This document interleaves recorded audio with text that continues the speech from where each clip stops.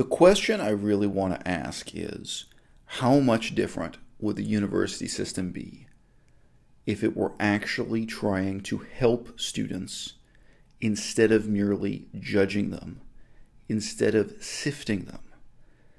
If higher education in both high school and university, if it existed to actually try to create capacity in the students, create the competence to do things in the students, if that was their goal, if that were their highest priority, instead of judging them and assigning them a numbered grade, working from the premise that the institution creates opportunities, which is, of course, only one side of the coin. The other side of the coin is that they constrain opportunities. The news today being reported by the Wall Street Journal, the New York Times, just in the last few hours, is that a new system will assign bonus points, will assign higher scores, will give higher grades to student applicants, reflecting the poverty of the neighborhood they grew up in. Now, all students are unequal. And there's a huge question in education. I've even been asked this in job interviews lately. Education for small children, high school students, university students. There's a question of how the educator and how the institution will genuinely help students who begin at different levels of ability so that they can finish with sufficient, if not equal, competence. This is most extreme and most easily demonstrated in language education. I read the autobiography of a refugee from Myanmar who managed to go to university in England, in the United Kingdom. So obviously he had a disadvantaged background. He grew up in Myanmar and then he became a refugee. He had to run away and live in the jungle and ran away to a refugee camp. This is his story. And obviously also his ability in English was not equal to students in England who spoke English as their first language. I think English was maybe his third language, having spoken two different languages in Burma, now called Myanmar. How would you help this student? Is the way to help this student giving him a higher score, giving him a higher grade because of his disadvantageous background, his childhood in poverty, coming from a refugee camp? No. Not if the purpose of education is to actually create competence, actually to give this kid the ability to do real things for the rest of his life. In this case, the guy was actually a major in English literature. Now, in his autobiography, this particular guy, his name is Pascal Couttet. In his autobiography, he notes that he would not have been able to complete his university education without a special intervention from a tutor. This is tutor in a very formal sense, really a supervisor, I guess you'd say, who wrote a letter saying, look, this kid is smart, this kid is talented, but obviously he does not have the level of ability in the English language to do this at the same speed as the other students.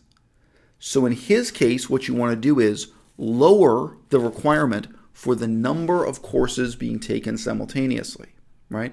Most universities have this. You have to take 8 courses simultaneously, or maybe 4 courses per semester, whatever it is. There's some minimum number of courses you have to take at the same time. I said, look, for this kid, if he's really going to do all this reading in English, he can't read as quickly as the native speakers in English. So in his case, bring it down to a lower number of courses and give him extra hours of tutoring and assistance, and then he's going to be able to do it. He's going to be able to succeed. And he did. That's what happened. Okay? But you see, that's actually helping the student. And it takes time and consideration and effort and resources on the part of the professor. Now, let's say in theory, we're talking about students from poor, disadvantaged neighborhoods in the United States who went to a bad high school, and they have very, very limited ability in chemistry. Maybe their high school didn't teach chemistry at all, or was just awful. It was just an absolutely terrible high school level education in chemistry. And then they want to go to university, and they have to take a number of chemistry courses because they want to be a doctor, they want to be a nurse, they want to be a dentist. Let's even say they want to be a chemical engineer, whatever. That's the field they want to go into. But their high school has prepared them very poorly. Does it help them to boost their score, to give them a higher grade, in the entrance exam through this new system they've unrolled, the adversity score, recognizing their hardship, to let them in to the course? Say, well, given your poverty, given the neighborhood, we're going to pretend that you're competent in chemistry. We're going to pretend that you have a level of ability in chemistry high enough to succeed in this course when you don't. Well, bad news. Now you've been led into the university. You've been led into the chemistry course for the medical program or the chemical engineering program, whatever your major is. You've been given access. You've been quote unquote given the opportunity, but now you're going to sink. You're not going to swim, or you're going to have to work 10 times as hard as all the other students because you're starting from a different mark. You're not starting from the same starting line, and you're racing to get to the same finish line. And you're expected to compete and to be assigned a grade, and for that grade to sit on your permanent record and determine your fate for the rest of your life. So what does the system exist for? Is it just to judge you? Is it like judging your soul as if you're born with an innate ability to do chemistry, and that's all they want to evaluate? Or is it actually here to help you? Is it actually here to build your capacity? One of the very simplest changes for these institutions that wouldn't require assigning more teachers or more quality face-to-face time between professors and students, which there's almost none of. One of the easiest ways they could change this would be allowing students to take the same course twice. Okay? If you went to a bad high school, you don't really have the background in chemistry you need to do university-level chemistry. Do the course twice. Take the whole course. Maybe you get a C-, maybe you get a D, whatever it is, and then the university can say, okay, do it again. All of us, I think I could say, even if you're naturally brilliant and gifted at chemistry, if you did the same chemistry course twice, I think you would learn more, you'd gain more capacity, more ability. You'd probably memorize more of the text. You'd practice more. You'd come out at a higher level of ability than if you just did the course once.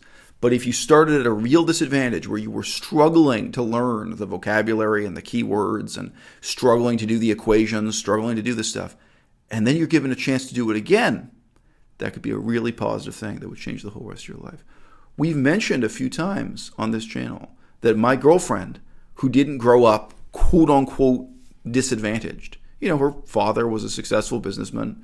They had a house and 2 cars, they reached the American suburban middle class ideal lifestyle in the greater Detroit area in Michigan. Her whole life was really ruined for a decade because she had one bad experience with one chemistry course at one university. And she knows if she had just taken the same chemistry course at another university, the way they test, the way they teach, the number of students per class, the actual format for the exams, it would have been much better for her at the university down the street than as it happened in the university she was enrolled in. I could tell stories like that out of my own experience too. But in this system, you get one chance, sink or swim.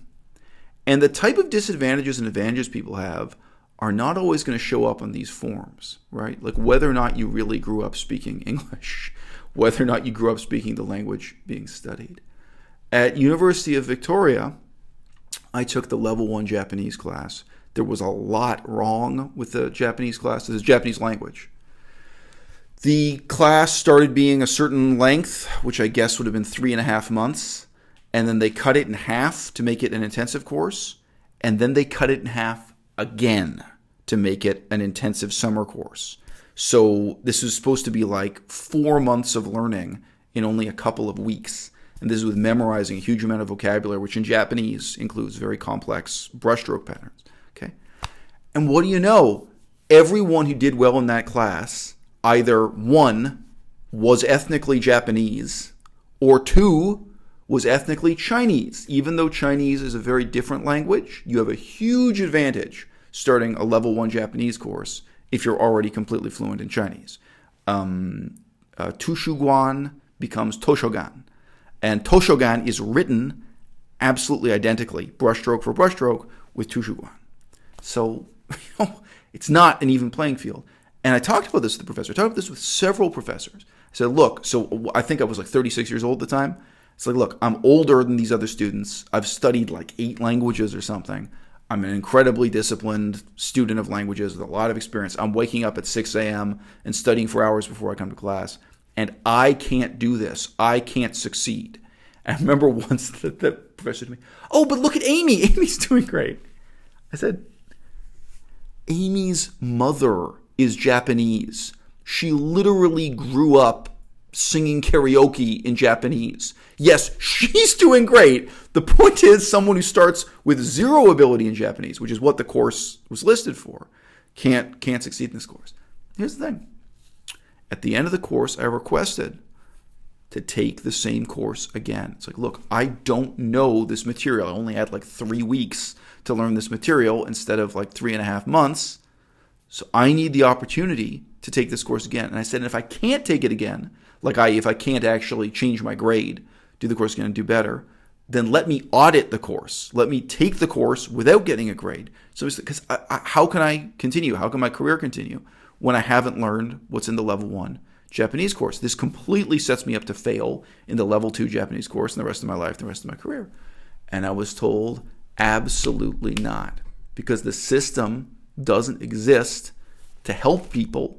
It doesn't exist to actually build capacity in the students. And most real capacity can be objectively verified. Like, can you speak Japanese or not? Do you know this material or not? Can you do this equation involving chemistry or not? If you raise my grade because of my adversity, that course, they could have done that. They could have said, okay, everyone who's fluent in Chinese as your first language, we're going to lower your grade by 10%. Everyone who grew up, if your mom was Japanese, we're going to lower your grade by 20%. And you people, people who actually speak English and came to this class with no prior ability in Japanese, we're going to raise your grade by some. You could do that. You could do that. That would be like this new SAT adversity score system, right? But that won't change the inequality in your actual capacity, your actual ability to speak English, read and understand Japanese, do chemical engineering, whatever it is that you're supposed to be actually teaching. So I know it doesn't sound terribly theoretically sophisticated. It's not.